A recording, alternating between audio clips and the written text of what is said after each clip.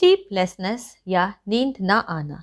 क्या आपके साथ भी ऐसा होता है कि आप रात को करवट बदलते रहते हैं लेकिन नींद नहीं आती है, या फिर आपकी नींद बहुत जल्दी खुल जाती है?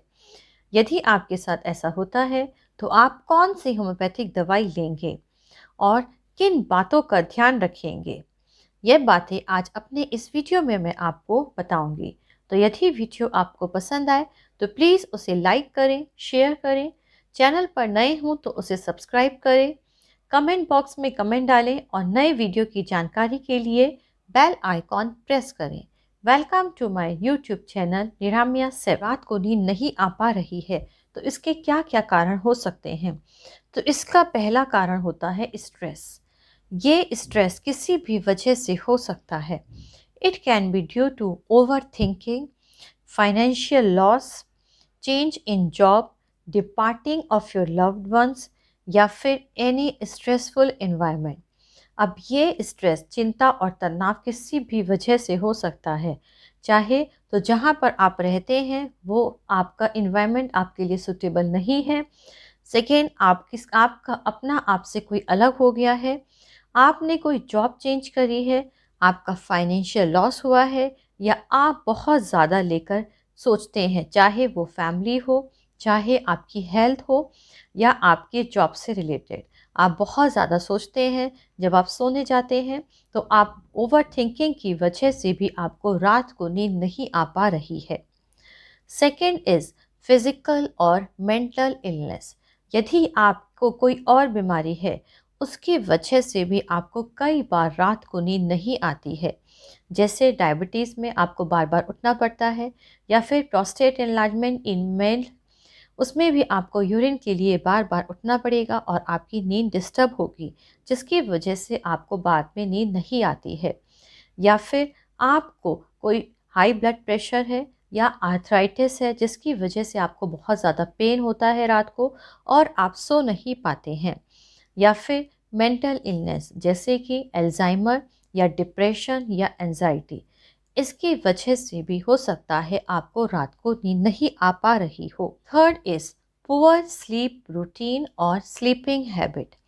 अब यदि आपका सोने का कोई रूटीन नहीं है, किसी दिन आप जल्दी सो रहे हैं, किसी दिन लेट से सो रहे हैं, या फिर आपके कमरे में बहुत ज़्यादा रोशनी है या शोर आ रहा है, या फिर रात को आप बहुत ज़्यादा देर तक टीवी देख रहे हैं या मोबाइल कर रहे हैं या लैपटॉप कर रहे हैं, तब भी आपकी नींद में डिस्टरबेंस होती है, आपको प्रॉपर नींद नहीं आ पाती है। And the fourth is life style.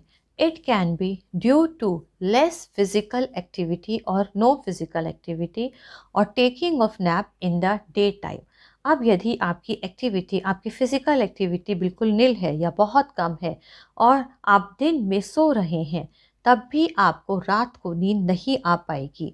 या फिर आप सोने से पहले टी, अल्कोहल, कॉफ़ी या कोई एनर्जी ड्रिंक ले रहे हैं जिसमें कैफ़ीन है, तो भी आपको प्रॉपर नींद रात को नहीं आ पाएगी।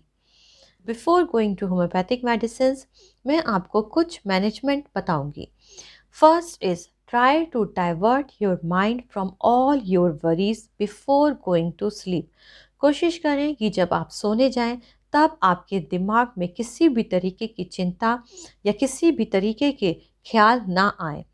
उसके लिए आप सोने से पहले try to take a warm bath. आप हल्के गर्म पानी से चाहे नहाएं, चाहे आप कोई म्यूज़िक सुने जो भी आपको पसंद हो, listening a music, reading a book, या फिर आप कोई अच्छी बुक पढ़ें, या फिर आप कुछ भी ऐसा करें जिससे कि जो आपका जो माइंड है वो आपकी चिंता से अलग हो जाए और आपका माइंड डाइवर्ट हो जाए, जिससे आपको प्रॉपर नींद आ पाए।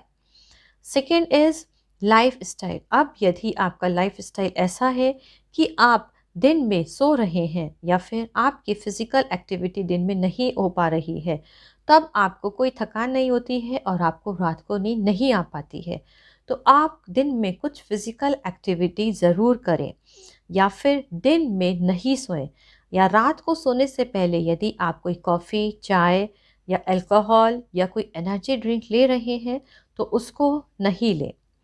अब थर्ड इज़, अब यदि आप सोने से पहले मोबाइल, लैपटॉप या स्क्रीन टाइम करते हैं तो भी वो आपकी नींद में डिस्टर्बेंस पैदा करते हैं।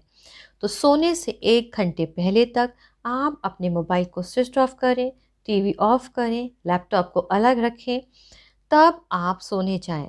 और यदि आपके रूम में कोई रोशनी या कोई शोर है तो आप आई मास्क या ईयर प्लग्स का भी उपयोग करें। इन सब चीज़ों को करने से जो आपकी नींद है उसमें आपको ज़रूर आराम मिलेगा, आपको प्रॉपर नींद आ पाएगी। अब इसके साथ साथ यदि आपको दिक्कत हो रही है, नींद नहीं आ पा रही है, तो कौन सी होम्योपैथिक दवाइयाँ हम देते हैं जिससे आपका जो माइंड है वो काम होता है और आपको नींद प्रॉपर आती है। First medicine is coffea. In coffee, sleeplessness is present on account of mental activity या nervous excitability और flow of ideas। कॉफिया का पेशेंट भी दिमाग में कुछ ना कुछ चलता रहता है, तब उसकी वजह से उसकी नींद या तो 3 बजे खुल जाएगी, वो करवट बदलता रहता है, उसको नींद प्रॉपर नहीं आ पाती है। तब हमको कॉफिया को 30 पोटेंसी में ज़रूर देना चाहिए। तो कॉफिया 30 पोटेंसी में 2-2 बूंदें आप दिन में 3 बार लीजिए। कॉफिया में भी flow of ideas with nervous excitability, बहुत ज़्यादा एक्साइटमेंट है, बहुत ज़्यादा फ्लो ऑफ आइडियाज़ है माइंड में, तो कॉफिया ऐसे लोगों में बहुत अच्छा काम करती है। कॉफिया को आप 30 पोटेंसी में लें, 2-2 बूंदें दिन में 3 बार लें। अब कॉफिया के साथ साथ पैसीफ्लोरा का मदर टिंचर, पैसीफ्लोरा का जो मदर टिंचर है वो भी सेडेटिव की तरह काम करता है, लेकिन इसकी जो आपको डोज है वो ज़्यादा लेनी पड़ती है। तो पैसीफ्लोरा के मदर टिंचर की यदि आप 30 बूंदें पानी में डालकर सोने से पहले 2-3 बार लें, तब आपको नींद अच्छी आती है। तो पैसीफ्लोरा के मदर टिंचर और कॉफिया 30, पैसीफ्लोरा के मदर टिंचर की 30-30 बूंद आप हल्के पानी में डालें और सोने जाने से पहले 3 बार लें, तब आपको अच्छी नींद आएगी। इन दवाइयों के साथ साथ ओपियम 1M, ओपियम का जो पेशेंट होता है वो हल्की सी भी आवाज़ से उसकी नींद खुल जाती है। पेशेंट बहुत ज़्यादा स्लीपी फील करता है लेकिन सो नहीं पाता, तब ओपियम बहुत अच्छा काम करती है। हल्की दूर आवाज़ से भी पेशेंट की नींद तुरंत खुल जाती है। तो ऐसे मरीज को ओपियम 1M में ज़रूर लेनी चाहिए। ओपियम 1M में 3 डोज 15-15 मिनट पर 3 डोज आप ज़रूर लें और इसको 15 दिन बाद आप रिपीट करें। अब यदि पेशेंट का कोई अपना उनसे बिछड़ गया है या कोई उसको फाइनेंशियल लॉस हुआ है या कोई उसकी ज़िंदगी में बहुत दुख आया है, sleeplessness due to worry, grief, shock, उसकी वजह से उसको नींद नहीं आ पा रही है, तब हम उसको इग्नेशिया 1M पोटेंसी में देते हैं। इग्नेशिया 1M को भी आप 15-15 मिनट पर 3 डोज टंग पर डालने को बोले, 2-2 बूंदें 15-15 मिनट पर 3 बार, और इसी तरीके से 15 दिन पे रिपीट करने को बोले। अब यदि किसी को नींद नहीं आ रही है किसी लॉस के बाद या किसी दुख के बाद, तो इग्नेशिया 1M पोटेंसी में देते हैं। कुछ लोगों का जो जॉब होता है वो बहुत ज़्यादा हेक्टिक होता है, उसकी वजह से वो बहुत ज़्यादा टी लेते हैं, अल्कोहल लेते हैं, या बहुत ज़्यादा गुस्से में भी रहते हैं, इरिटेबल रहते हैं, चिड़चिड़े रहते हैं, और उनकी जो नींद होती है वो अर्ली मॉर्निंग 3 बजे खुल जाती है। नक्सवामी का 1M पोटेंसी में आप 2-2 बूंदें 15-15 मिनट पर 3 बार लीजिए।